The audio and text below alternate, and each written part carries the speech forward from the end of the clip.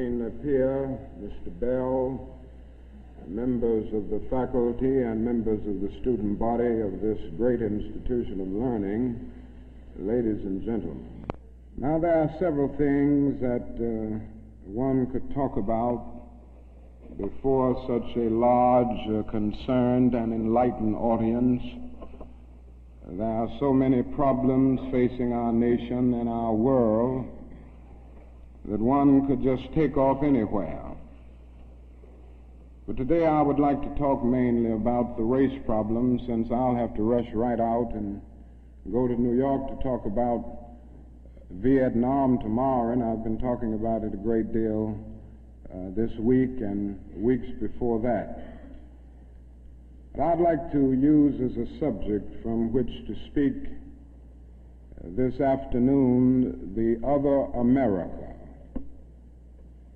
And I use this subject because there are literally two Americas. One America is beautiful for situation.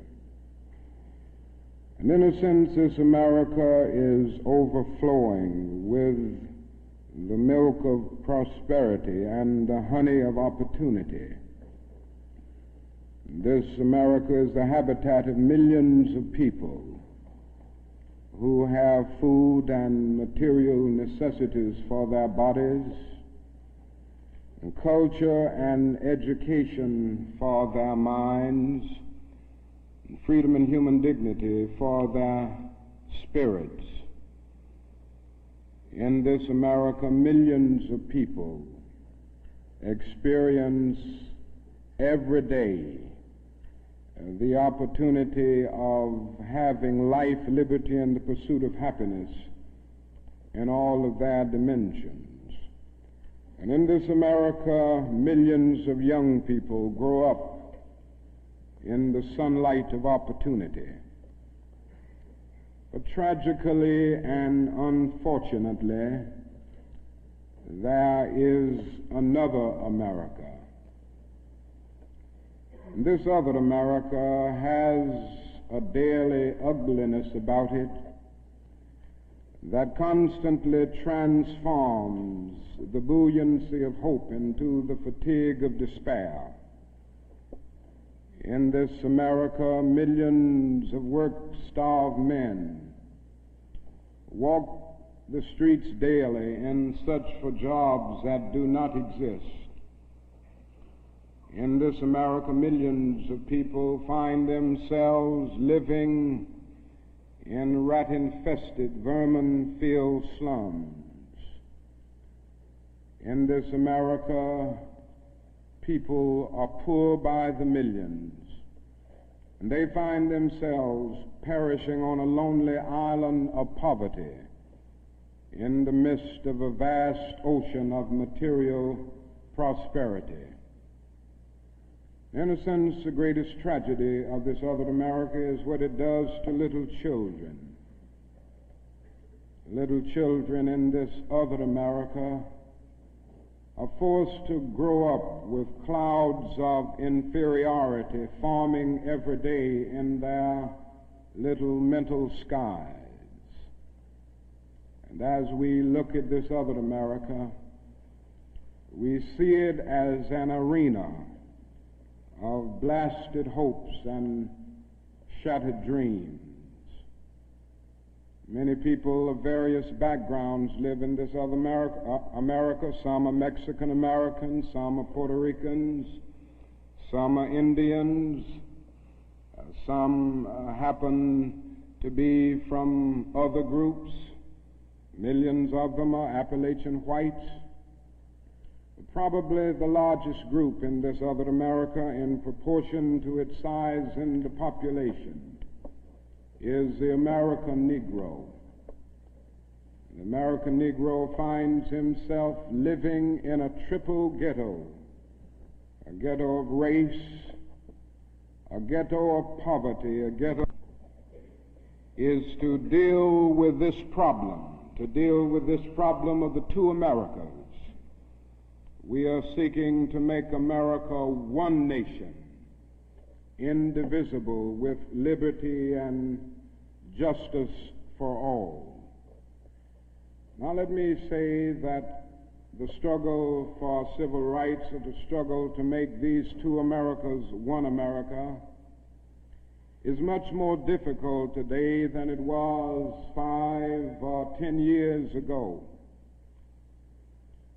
For about a decade or maybe 12 years, we struggled all across the South in glorious struggles to get rid of legal, overt segregation and all of the humiliation that surrounded that system of segregation.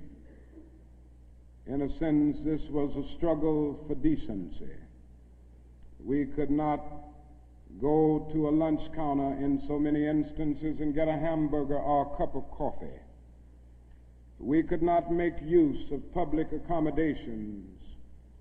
Public transportation was segregated, and often we had to sit in the back, and within transportation within cities, we often had to stand over empty seats because sections were reserved for whites only. We did not have the right to vote in so many areas of the South. And the struggle was to deal with these problems. Now, certainly they were difficult problems. They were humiliating conditions. And by the thousands, we protested these conditions. We made it clear that it was ultimately more honorable to accept jail cell experiences than to accept segregation and humiliation. By the thousand, students and adults decided to sit in at segregated lunch counters to protest conditions there. And when they were sitting at those lunch counters, they were in reality standing up for the best in the American dream and seeking to take the whole nation back to those great wells of democracy which were dug deep by the founding fathers in the formulation of the Constitution and the Declaration of Independence. Many things were gained as a result of these years of struggle. In 1964, the Civil Rights Bill came into being after the Birmingham movement, which did a great deal to subpoena the conscience of a large segment of the nation to appear before the judgment seat of morality on the whole question of civil rights. After the Selma movement in 1965, we were able to get a voting rights bill. Now, all of these things represented strides, but we must see that the struggle today is much more difficult. It's more difficult today because we are struggling now for genuine equality. And it's much easier to integrate a lunch counter than it is to guarantee a livable income and a good, solid job.